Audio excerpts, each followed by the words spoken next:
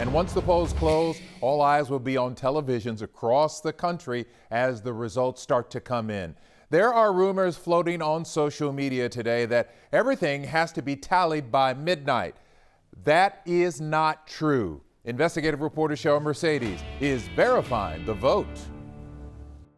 Everyone wants to know when they'll get results. Someone asked the Verify team, is it true that early voting ballots are counted before the polls close?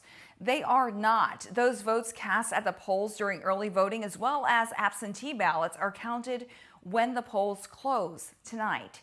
Someone else asked the Verify team, is it true that election results won't be finalized tonight?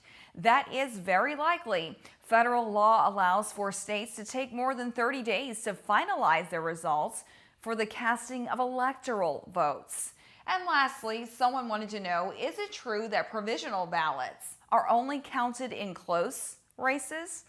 That is false. All provisional ballots are counted once voter registration and eligibility are verified. Back to you. Thank you, Cheryl. If there's something you want us to look into, email verify@khou.com. Also reach us on Facebook or Twitter.